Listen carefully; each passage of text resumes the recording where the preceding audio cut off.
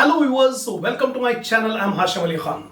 Last video I have explained you about the ratio analysis, important financial statement analysis technique, very widely used in many business houses, this ratio analysis. So I have explained you in detail regarding the meaning of the term ratio.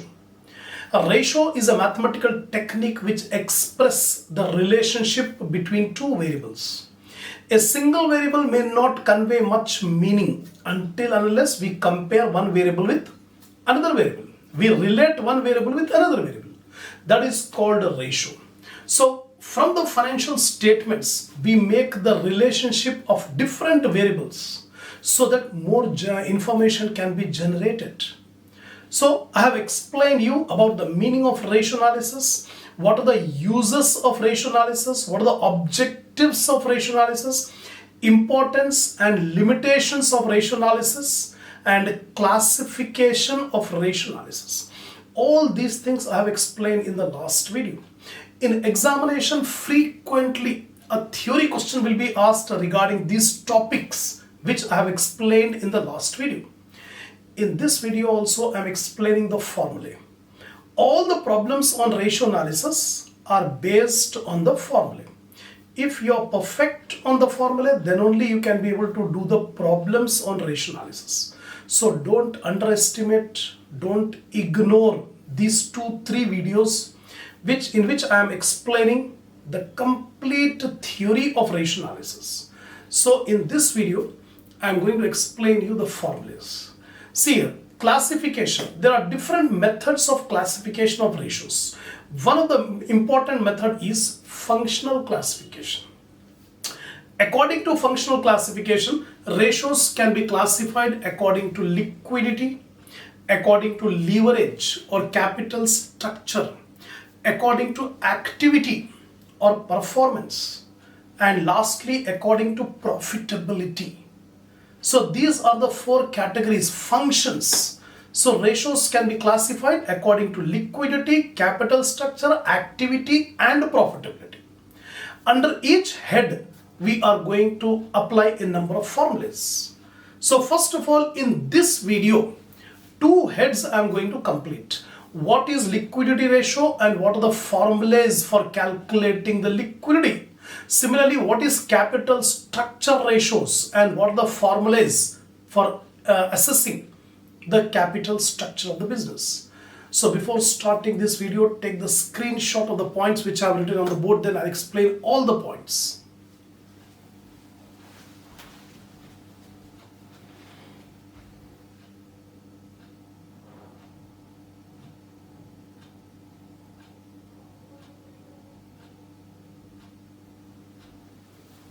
Now, see, the first classification of ratio is liquidity ratio.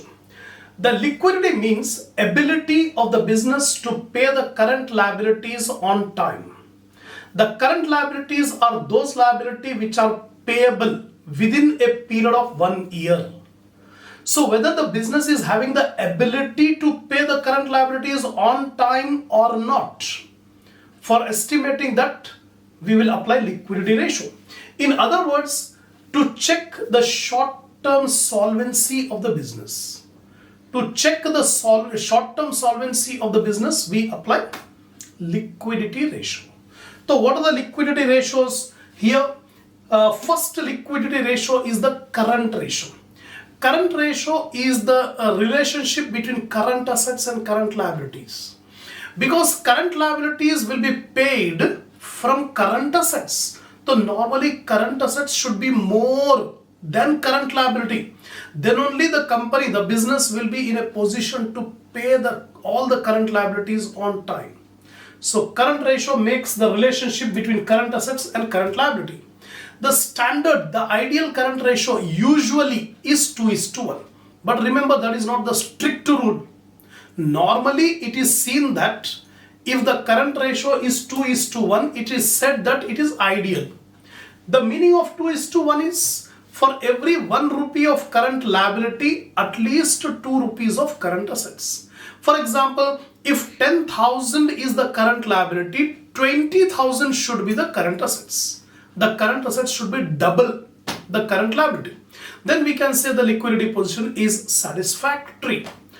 If it is more than 3:1, that means idle funds are there. That is not suggested. That is not advised. Suppose if a business is having a current ratio of 4:1, it is good from the supplier's point of view, from banker's point of view, from business point of view. Keeping current ratio of 4:1 is not good, not suggested, because idle funds will not generate any income. So don't keep excessive current assets. Adequate current assets should be maintained. So what is the formula for current ratio? Current assets by current liability. Current assets are those assets which are converted into cash within a period of 1 year. Example of current assets are stock, debtors, bills receivable, cash in hand, cash at bank, short-term investments, etc. And current liabilities are those liabilities which are payable within a period of 1 year. Example of current liabilities are creditors or trade payable, then bank overdraft, outstanding expenses, short-term provisions, etc. So these are current liability. So current assets by current liability is the formula for current ratio. This is the first liquidity ratio. The second liquidity ratio is quick ratio. Quick ratio, the formula is quick asset by current liability. So what are quick assets? From the current assets, deduct stock or exclude the inventory. All the current assets we take excluding inventory, that is called quick asset. So numerator will take quick assets, denominator will take current liability. The ideal, the normal quick ratio should be 1:1. That means if there is 10,000 rupees of current liability, at least 10,000 of quick assets we must have. If it is less than 1:1, that means the business will find it difficult to pay the current liabilities on time. So this is the quick ratio. The two ratios I've explained, current ratio, quick ratio. The third ratio is absolute liquid ratio or super quick ratio. In this ratio, the numerator will take absolute liquid assets. What are absolute liquid assets? Cash in hand, cash at bank, and short-term investments or marketable securities. Those investments which can easily be converted into cash. That is called short-term investment. So, absolute liquid assets consist of three items: cash in hand, cash at bank, and short-term investments. This is the absolute liquid ratio. So three ratios are there: current ratio, quick ratio, and absolute liquid ratio. These three ratios are called liquidity ratios. Now the second category of ratios are leverage ratios or capital structure ratios. This liquidity ratio is short-term solvency ratio. Whether within 1 year can the business be able to pay the liabilities on time. That is called short-term solvency, liquidity. And leverage or capital structure means long-term solvency. During the long period of time, whether the business can be able to pay the debts on time or not. How much is the risk attached in the business? What is the proportion of owner's capital and outsiders' funds? In most of the businesses, what is happening is not only the owner's capital but also borrowed funds will also be used in the business. So what is the proportion of owner's capital and borrowed fund? That relationship can be known by using this leverage or capital structure. Suppose if in a business there is more borrowed fund, that means the risk of the business will be more. The business may find it difficult to repay the debt. The risk will be more if debt is more. Suppose if the business is having only capital, no borrowed fund, the business will be called conservative business. The business cannot be able to make use the leverage. The business cannot be able to increase the profitability if it is having only owner's capital without any borrowed fund. So normally what will happen? Some proportion should be made. That means some capital should be owner's capital and some capital should be borrowed capital. So what is the proportion of owners and borrowed? That will be known by using leverage or capital structure ratios.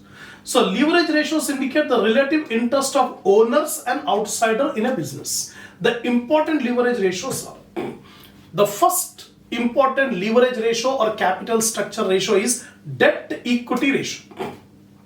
Debt means borrowed funds, loans. Equity means the capital, owner's fund is called equity. The debt equity ratio is the first leverage ratio. It reflects the relative claim of outsiders and owners against the assets of the business. Suppose in a business, suppose $100,000 or 1 lakh rupees are invested. 1 lakh rupees are invested in the assets. So of 1 lakh rupees invested in assets, what is the proportion of owner's fund and what is the proportion of borrowed fund? That can be known by calculating debt equity ratio. Debt usually refers to long-term liabilities and equity includes equity share capital, preference share capital and reserves. So what is the formula for debt equity ratio? Long-term debt divided by shareholders fund. Now you have to remember the formula. All the coming problems are based on these formulas. So if you have the patience to watch this video with full concentration, with interest, then only you can do this chapter. Otherwise every problem will be difficult to you. That's why I'm asking. I'm saying that watch all these theory videos with full concentration. So debt equity ratio formula, long-term debt divided by shareholders fund. And long-term debt consists of long-term borrowings plus long-term liabilities like debentures. And then shareholders fund includes equity share capital plus preference share capital plus reserves and surplus. If there are any fictitious assets, that fictitious assets will be deducted if it is there. If it is not there, we'll take up equity share capital plus preference share capital plus reserves and surplus. The ideal, a debt equity ratio of 2:1 is considered as ideal. One standard is given, normal. The debt equity ratio normally should be 2:1. If it is 2:1, it's good. If it is less than 2:1, the company will have lower profits. If it is more than 2:1, the company is having high risk. So in this way, 2:1 is considered as ideal ratio. This is debt equity ratio. The second leverage ratio is proprietary ratio. The proprietary ratio shows the relationship between net worth and total assets. Net worth and total assets. The formula will be net worth divided by total assets. The meaning of net worth is shareholders fund. Shareholders fund or net worth means one and the same. So what is shareholders fund? Here we have calculated equity share capital plus preference share capital plus reserves and surplus minus fictitious assets. That is called shareholders fund or net worth. Total assets means fixed assets plus current assets. So these two ratios, debt equity ratio and proprietary ratio. The third leverage ratio is capital gearing ratio.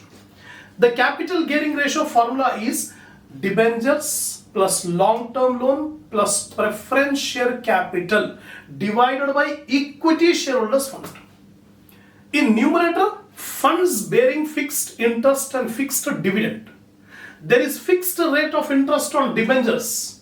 There is fixed rate of interest on long-term loan. And there is fixed rate of dividend on preference share capital. So all the fixed rate of interest and fixed rate of dividend we are taking in the numerator. And denominator equity shareholders fund. The meaning of equity shareholders fund, equity share capital plus reserves and surplus minus fictitious asset if there is any. If there is fictitious asset, then we deduct. So only two items you remember, equity share capital and reserves and surplus. That will give you equity shareholders fund. Preference share capital should not be included because preference share capital in numerator we have taken. Right? Next comes fixed assets ratio. The fourth leverage ratio is fixed assets ratio. The formula is net fixed assets divided by capital employed. That means what is the proportion of fixed assets to capital? How much capital employed percentage is invested in fixed assets? That will give you fixed assets ratio. Capital employed means shareholders funds plus long-term liabilities. Shareholders funds plus long-term liabilities is equal to capital employed. So here equity share capital plus preference share capital plus reserves and surplus plus long-term liabilities minus fictitious assets if there is any. So this is the formula for capital employed. Next ratio, leverage ratio, is interest coverage ratio. The interest coverage ratio shows how many times the profit is of interest charges. How many times the profit before interest and tax is of interest charges. Example, the profit before interest and taxes is 1 lakh. 1 lakh rupees is the profit and the fixed interest charges are 10,000. So 1 lakh divided by 10,000, you will get 10 times. That means interest coverage is 10 times, meaning the profit is 10 times of interest charges. That is the meaning of interest coverage ratio. Higher the interest coverage ratio, better it is for the supplier of funds. Now, this ratio indicates whether a business is earning sufficient profit to pay the interest charges. So whoever invests the money in the business, they will see what is the interest coverage ratio. If the interest coverage ratio is higher, then the lenders of money will come forward and give the loan to the business if the interest coverage ratio is more. So what is the formula for interest coverage ratio? PBIT divided by fixed interest charges. PBIT stands for profit before interest and taxes. And how to find out PBT? PAT plus interest plus tax. If profit after tax is given, so take PAT, profit after tax. To this you add back interest, add back tax. We'll get PBIT. This is the interest coverage ratio. The next is dividend coverage ratio. Just like interest coverage ratio. Dividend coverage ratio shows how many times the PAT, profit after tax, is of fixed preference dividend. Example, if the profit after tax is 1 lakh rupees and the fixed preference dividend payable is 10,000. So 1 lakh divided by 10,000, 10 times. So we can say the company's profit after tax is 10 times of fixed preference dividend. So what is the formula for dividend coverage ratio? That is PAT divided by fixed preference dividend. PAT stands for profit after tax. The last ratio for this leverage ratios is debt service coverage ratio. Debt service coverage ratio. Now it indicates whether a business is earning sufficient profit not only to pay the interest charges but also installment due. When a business takes a loan from bank, the business has to repay the loan along with interest.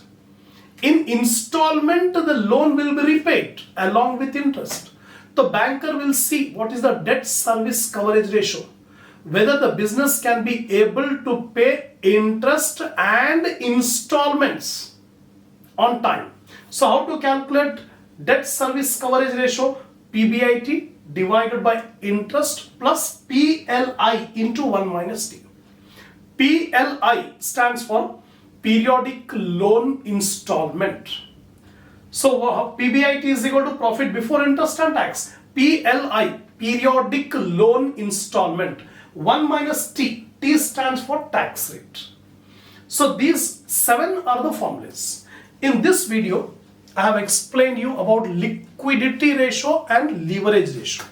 Liquidity ratio, ability of the business to pay the current liabilities on time. The short-term solvency position of the business can be known by using liquidity ratio. So 3 liquidity ratio I have explained: current ratio, quick ratio and absolute liquid ratio. Then leverage ratio or capital structure ratio. What is the proportion of owner's fund and outsider's fund? To find out the risk of the business. Normally, if a business is having more borrowed fund, outsider's fund, that means there is a lot of risk attached to the business. Suppose if the business does not have any borrowed fund, only owner's fund, the business will earn very low profit. So the business must have a combination of owner's capital and borrowed fund. This will, indicate the long-term solvency. Liquidity short-term solvency and leverage long-term solvency of the business. So what are the formulas? 7 formulas I have explained. The first one is debt equity ratio, long-term debt divided by shareholders fund. Secondly, proprietary ratio, net worth by total assets. Third, capital gearing ratio, that means debentures plus long-term loan plus preference share capital divided by equity shareholders fund. Next comes fixed assets ratio, net fixed assets divided by capital employed. Next come interest coverage ratio, PBIT divided by fixed interest charges. Then dividend coverage ratio, PAT divided by fixed preference dividend. Lastly, debt service coverage ratio, that is equal to PBIT divided by interest plus PLI into 1 minus T. That's it. Inshallah, 2 more heads we have to continue, that is activity ratio and profitability ratio. These 2 heads I will explain in the next video. So keep watching, get a good command on all the formulas of ratio, then only confidently you can solve the problems on ratio analysis. Inshallah, we'll continue our discussion on this ratio analysis in the next video.